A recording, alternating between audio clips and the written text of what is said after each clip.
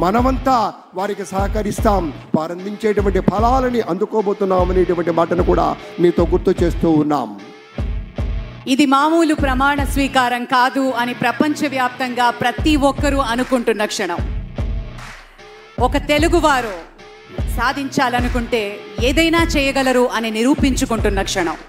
అతిరథ మహారథులు, world consulate జనరల్స్తో పాటు ప్రముఖ నటులు కొని ఇవాళ రెట్టించిన ఉత్సాహంతో, పటిష్టమైనటువంటి ప్రణాళికతోటి ప్రతి చోట కదంబ మాలలు కావచ్చు, సాంస్కృతిక విశేషాలు కావచ్చు, అన్నీ కూడాను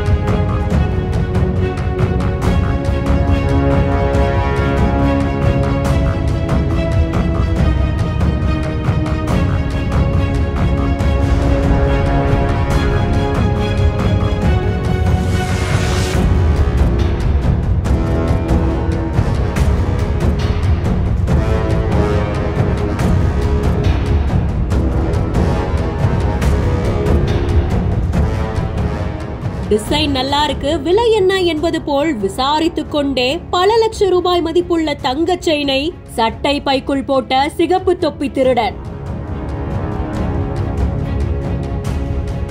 வெளியான சிசிடிவி காட்சி ஒரு திருடனுக்கு இந்த அளவுக்கு எப்படி தைரியம் வரும், முன்னாடி ஆள் இருக்காங்க, சுத்தியும் மனித நடமாட்டம் இருக்குன்னு அதிர்ச்சியை ஏற்படுத்தி இருக்கு.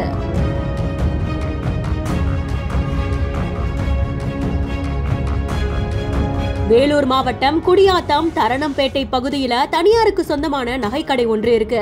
இங்கதான் மர்ம நபர் ஒருத்தர் நகை வாங்குற மாதிரியே வந்து மோதிரம், பிரேஸ்லெட், செயின்னு எல்லா நகைகளோட விலையும் விசாரிச்சிருந்திருக்காங்க. விலைய கேட்டதுக்கு அப்புறமா பணம் கம்மியா இருக்கு, ஏடிஎம்ல இருந்து பணத்தை எடுத்துட்டு வந்து தரேன்னு சொல்லிட்டு கடைக்குள்ள இருந்து வெளியே போயிருந்திருக்காங்க.